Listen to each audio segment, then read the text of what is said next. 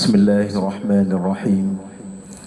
Assalamualaikum warahmatullahi wabarakatuh. Alhamdulillahi rabbil alamin, wal aqibatu lil muttaqin, wala udwana illa 'alal zalimin. Asyhadu an la ilaha illallah al-malikul haqqul mubin, wa asyhadu anna Muhammadar Rasulullah as-sadiqul wa'dul amin. Amma ba'du. Bapak-bapak dan ibu-ibu sidang jamaah zuhur hamba Allah yang berbahagia, bersyukur kita kepada Allah yang telah membukakan pintu hati kita, meringankan langkah kaki kita untuk melaksanakan kewajiban fardu salat zuhur di rumahnya yang penuh berkah ini. Kita yakin sesungguhnya kehadiran kita di rumah Allah ini bukan semata atas keinginan kita, tapi lebih daripada kehendak Allah terhadap kita. Allah yang menghendaki kita hadir di rumahnya ini. Ini pertanda baik bagi kita, pertanda Allah sayang kepada kita.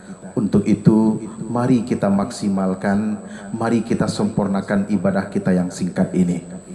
Salawat beriring salam buat baginda Rasulullah sallallahu alaihi wasallam. Allahumma salli ala Muhammad wa ala ali Muhammad. Insyaallah kelak umatnya yang akan mendapat syafaat itu adalah umatnya yang selalu melaksanakan sunnahnya dan terus berselawat kepadanya. InsyaAllah kelak kita mendapatkan syafaat beliau di yaumil masar. Amin ya rabbal alamin.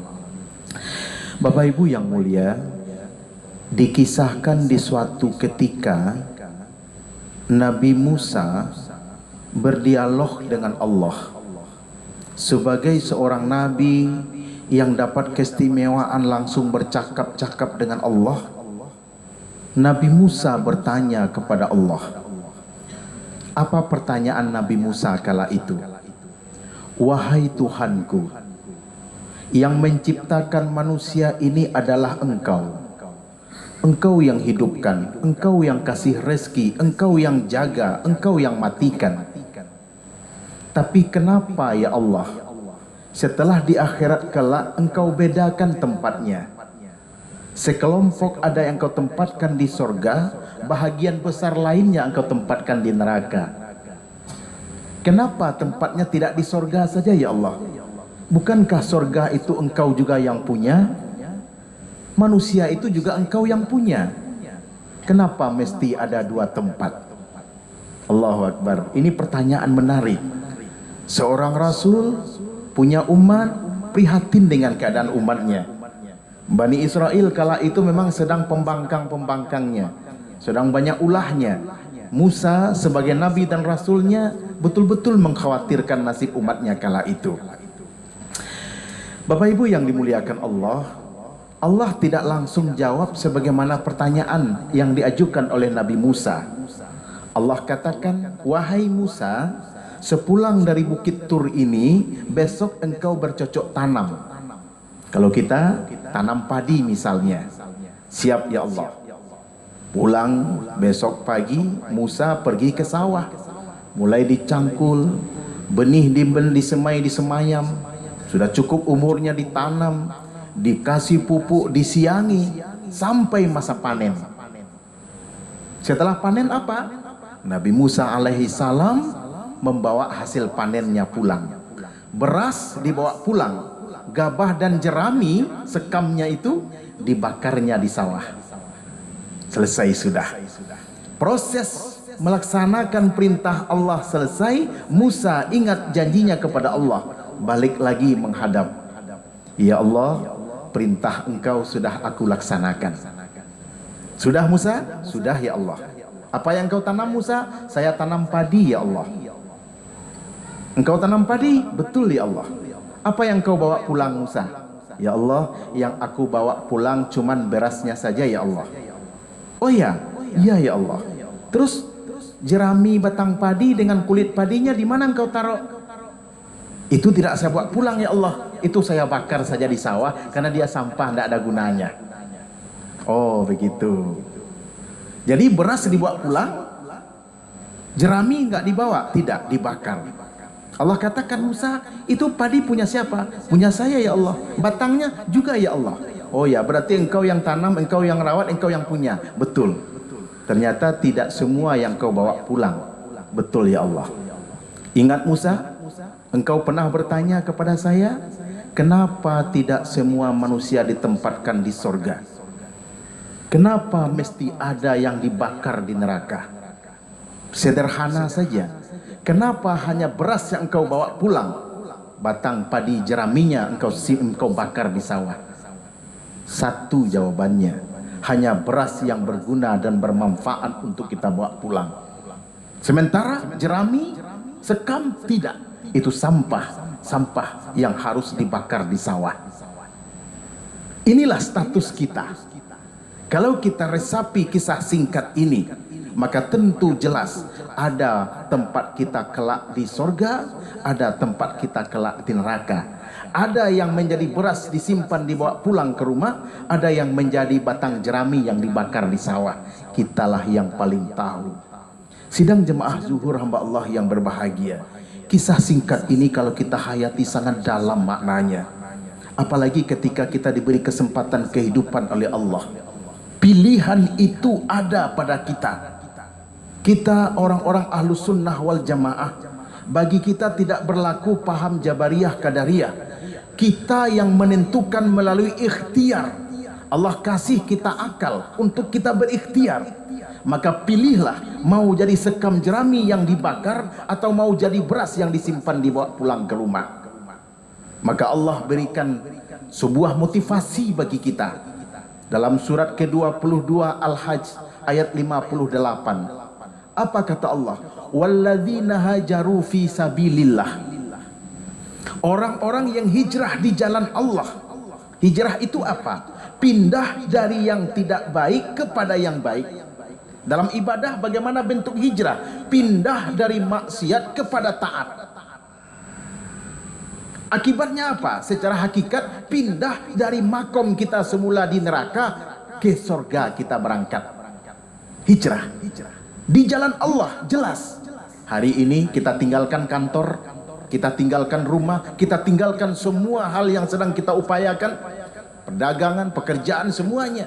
Hijrah kita dari kantor ke rumah Allah. Kebaikan yang kita lakukan ini itu termasuk kategori fisabilillah.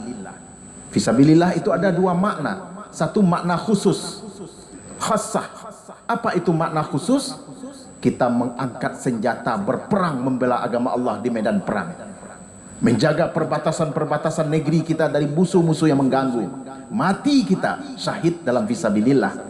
Makna khususnya berperang. Makna umumnya apa? Segala kebajikan yang kita kerjakan sesuai aturan yang Allah berikan, kita telah melaksanakan jihad fisabilillah. Solat yang kita lakukan ini bahagian dari fisabilillah. Kemudian apa yang Allah berikan sebagai balasannya? Summa kutilu au matu. Dalam proses hijrah dari neraka ke surga tersebut, dari maksiat kepada taat itu, andai kamu terbunuh, kata Allah. Terbunuh berarti matinya tidak wajar. Au matu, atau datang ajal kita, mati secara normal. La yarzuqannahumullahu rizqan hasana. Allah pastikan kita mendapatkan rezeki terbaik. Allahu Akbar, Pak. Kalimatnya rizqan hasana.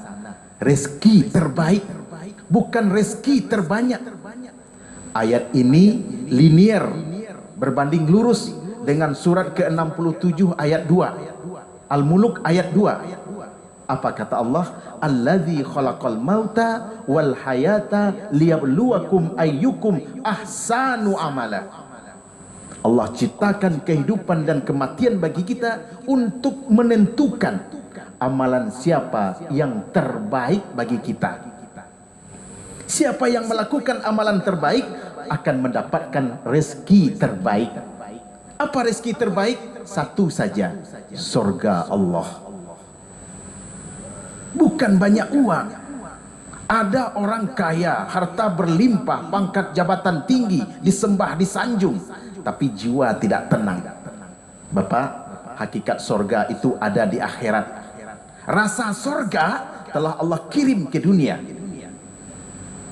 Makanya surga itu tidak ditentukan dengan banyaknya rezeki. Rasul sudah pastikan rumahnya berlantai tanah, atapnya kalau hujan bocor, dilihat dari luar hanya seperti gubuk reot saja.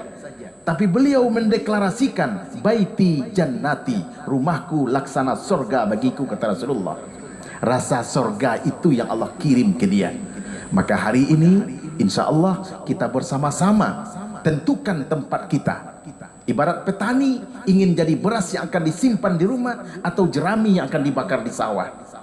Ingin Allah tempatkan di surga atau kita dibakar di neraka. Momentumnya satu saja, pindah kita segera. Kalau bukan kita, tentu tak akan ada jalan lain untuk merubah takdir kita ini.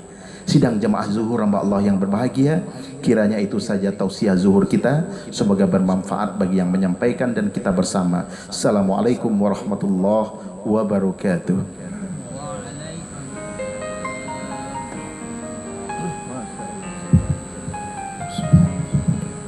الله أكبر الله أكبر أشهد أن لا إله إلا الله أشهد أن محمدا رسول الله حي على الصلاة حي على الفلاح قد قامت الصلاة قد قامت الصلاة الله أكبر الله أكبر لا إله إلا الله.